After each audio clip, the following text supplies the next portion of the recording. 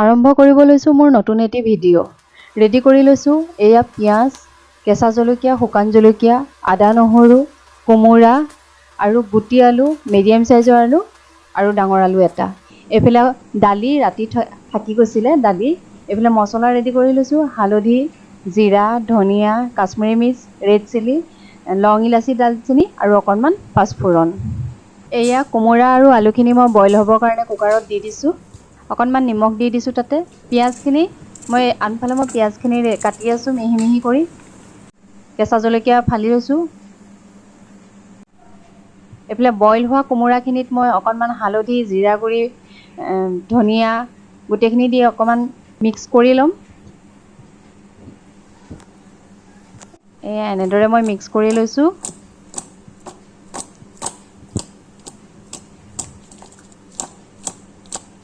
Mix কৰা হৈ গৈছে। এতিয়া মই বইল কৰা আলুখিনি এটা বাউলত উলিয়াই লৈছোঁ। এয়া গুটি আলু দিছিলোঁ, মিডিয়াম চাইজৰ আলু আৰু ডাঙৰ আলু এটা। এতিয়া মিডিয়াম চাইজৰ আলুখিনি মই এনেদৰে টুকুৰা কৰি লৈছোঁ। ডাঙৰ আলুটো মই এনেদৰে পিটিকি লৈছোঁ আৰু গুটি আলুখিনি তেনেদৰে ৰাখি দিছোঁ।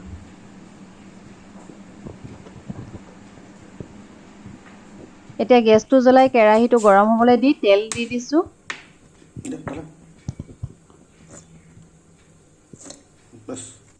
তেল গৰম হৈছেই। এতিয়া তাতে কাটি থোৱা আলুখিনি, মিডিয়াম চাইজৰ আলুখিনি মই দি দিছোঁ।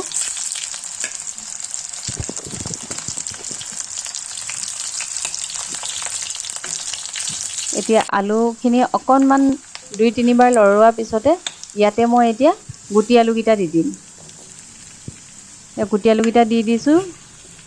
আকৌ অকণমান সময় এনেদৰে ভাজিম আলুখিনি। ৰঙচুৱা যেতিয়ালৈকে নহয় তেতিয়ালৈকে অকণমান সময় ভাজিব লাগিব। আলুটো দেখিছেনে কিমান ধুনীয়া কালাৰ হৈছে। এনেদৰে আলুখিনি ভাজা হ'ব। আলু ভজা হৈ গৈছে। এতিয়া আলুখিনি বাউল এটাত উলিয়াই লৈ পিনে এতিয়া পিটিকি থোৱা ডাঙৰ আলুটো সেইখিনিও মই ভাজিছোঁ। অকণমান সময় ভাজি লৈছোঁ। ভজা হৈ গৈছে। এতিয়া আলুখিনি বাউল এটাত উলিয়াই লৈ এতিয়া সেইটোক একেটা কেৰাহীতে মই লং ইলাচি, দালচেনি আৰু তেজপাতটো দি দিছোঁ।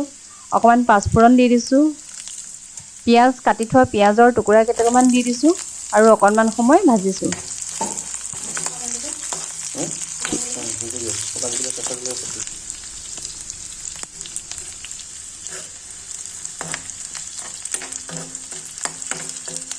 পিছত পিঁয়াজৰ ধুনীয়া গোন্ধটো অহাৰ পিছতে ইয়াতে মই দি দিছোঁ কেঁচা জলকীয়া আৰু শুকান জলকীয়াখিনি। এতিয়া আকৌ অকণমান সময় ভাজিছোঁ। ইয়াতে মই যিখিনি মছলা ৰেডি কৰি লৈছিলোঁ সেই মছলাখিনিও দি দিছোঁ। আকৌ অকণমান সময় ভাজিম। ভজা হোৱাৰ পিছতে এতিয়া কোমোৰাখিনি যে ৰেডি কৰি থৈছিলোঁ সেই কোমোৰা ইয়াতে দি দিছোঁ। দি লৈ আকৌ অকণমান সময় ভাজিছোঁ। এয়া অকণমান সময় এনেদৰে ভাজা হ'ব। এতিয়া অলপ সময় ভজাৰ পিছতে এতিয়া মই ভাজি থোৱা আলুখিনি এয়া আলু মই দি দিছোঁ। মাজতে আলু দি আকৌ এবাৰ লৰাই দিম ভালদৰে।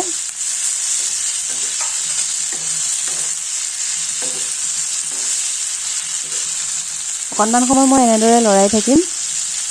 ভজা হৈ গৈছে। এতিয়া ইয়াতে অকণমান নিমখ দি দিছোঁ। সোৱাদ অনুযায়ী নিমখটো দিব।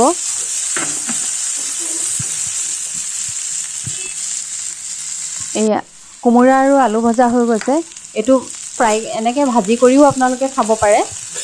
মই কালি ৰাতি থাকি যোৱা দালি দি বনাব লৈছোঁ যিহেতু, গতিকে এইখিনি মই এটা বাউলত উলিয়াই লৈছোঁ।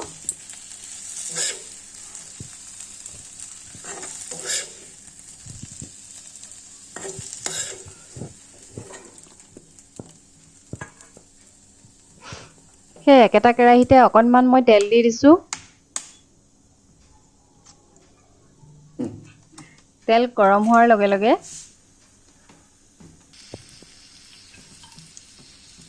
তেল গৰম হৈছে। আদা নহৰু যে থেতেলাই থৈছিলোঁ সেই আদা নহৰুখিনি মই দি দিছোঁ। অকণমান পিঁয়াজ দি দিছোঁ।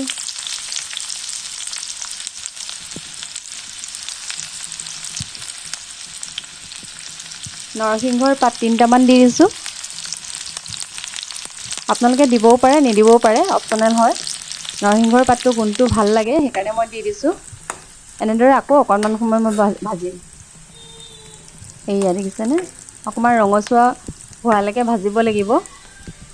ভজা হৈ গৈছে। এতিয়া দালিখিনি মই ঢালি দিছোঁ, ঠাণ্ডা দালিখিনি।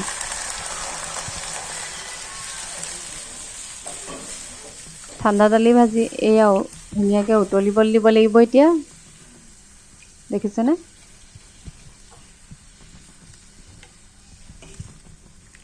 এতিয়া অলপ উতলাৰ পিছতে মই ভাজি থোৱা যিখিনি কোমোৰা আৰু আলু ভাজি থৈছিলোঁ বাউলটোত, সেইখিনি মই ইয়াত দি দিছোঁ। এনেদৰে বনাই খাবচোন, বহুত সোৱাদ লাগে। ৰুটিৰ লগত হওক, ভাতৰ লগত হওক। এতিয়া ভালদৰে মই উতলিব দিম। ঢাকনখন দি দিছোঁ, সোনকালে তেতিয়া উতলিব। ইয়াৰ যিটো গোন্ধটো তাতেই হেৰি হ'ব। অলপ সময় উতলাৰ পিছত এইয়া দেখিছেনে, ঢাকন খোলাৰ পিছত কিমান ধুনীয়া কালাৰ হৈছে, বগবগকৈ উতলিছেও। সোৱাদটো বেলেগেই হৈ যায়, গম পাইছেনে? চাওকচোন।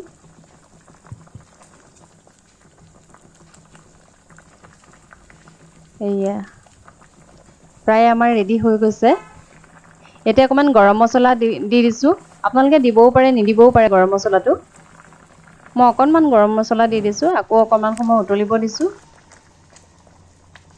গৰম মছলা দিয়াৰ পিছত বেছি সময় ভাজিব নালাগে, অকণমান সময় উতলালেই হ'ল।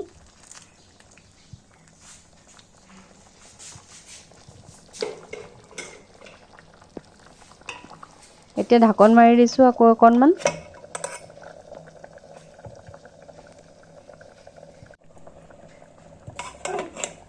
এইয়া ঢাকন খুলি পিনে চাওকচোন, কি ধুনীয়া গোন্ধ আহিছে নহয়। এতিয়া অকণমান কেঁচা পিঁয়াজ দি দিছোঁ। এইয়া কেঁচা পিঁয়াজ দি এতিয়া ঢাকন দি গেছ অফ কৰি দিছোঁ আৰু। আনফালে মই ৰেডি কৰি লৈছোঁ লুচি বনাবৰ কাৰণে আটা। এয়া সৰু সৰুকৈ মই গোল কৰি ল'বৰ কাৰণে এয়া আটা ৰেডি কৰিছোঁ।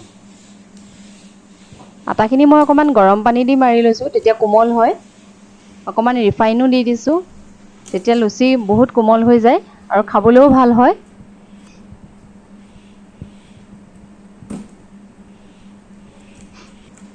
এনেদৰে মই গোল কৰি লৈছোঁ।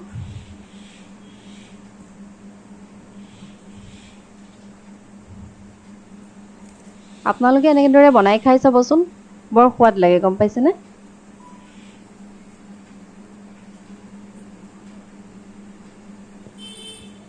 চিম্পুল ৰেচিপি হয়, ভাল পাব বনাই খাই আপোনালোকৰ, বেছি কষ্ট নহয়। এতিয়া মই আটাখিনি বেলিবৰ কাৰণে ৰেডি কৰিছোঁ। ইয়াতে অকণমান এটা দুটা মই কালজিৰা দি দিছোঁ। কালজিৰাটো পিছে স্বাস্থ্যৰ কাৰণে ভালেই, সেয়েহে মই ওপৰতে কালজিৰা দি পিনে বেলিছোঁ।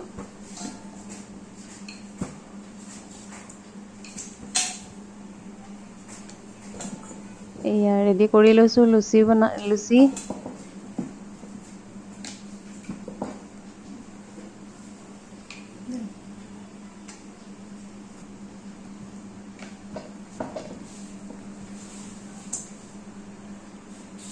গোটেইকেইখন মই অকণমান এটা দুটা কালজিৰা পৰাকৈ মই বেলি লৈছোঁ গোটেইখিনি।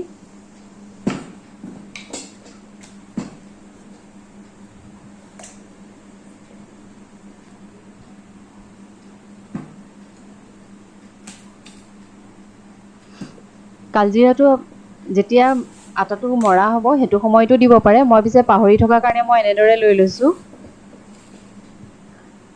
এয়া মোৰ আটা বেলি ৰেডি হৈ গৈছে।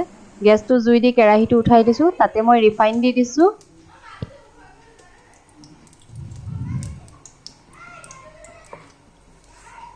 তেল গৰম হৈ গ'ল, এতিয়া মই লুচিকেইখন দি ভাজিব লৈছোঁ। এয়া চাবচোন কিমান ধুনীয়াকৈ গোল গোল ফুলিছে, দেখিলেই খাওঁ খাওঁ লাগিছে, দেখিছেনে?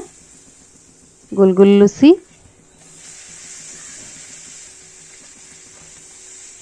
এইয়া চাওক কিমান গোল হৈ গৈছে।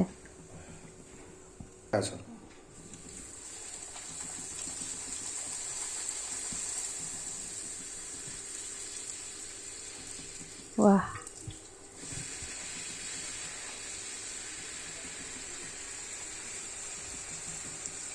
এইয়া আমাৰ লুচি ৰেডি হৈ গ'ল। এতিয়া খোৱাৰহে কথা আৰু। এতিয়া খাবৰ কাৰণে ৰেডি কৰি লওঁ আহক এয়া প্লেটত মই সজাই ল'লোঁ কোমোৰাৰ চব্জিখিনি অকণমান মই থৈ দিছিলোঁ ভাজি খাবৰ কাৰণে সেয়াও লৈ লৈছোঁ এয়া ফুলা ফুলা লুচি লৈ লৈছোঁ এইফালে আঞ্জাখিনি মই লৈ লৈছোঁ দেখিছেনে আঞ্জা কালাৰটো কিমান ধুনীয়া হৈছে খাবলৈও বহুত সোৱাদ হ'ব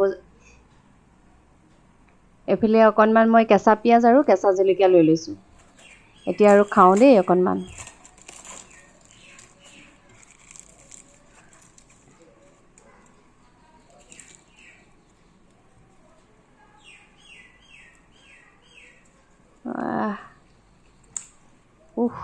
কি টেষ্টি আপোনালোকে বনাই খাবচোন বিৰাটেই ভাল পাব দেখিছেনে মোৰ প্লেট এখন এখনকৈ চব চফা হৈ গৈছে যদি ভিডিঅ'টো চাই ভাল পালে লাইক কমেণ্ট আৰু ছাবস্ক্ৰাইব কৰিবলৈ নাপাহৰিব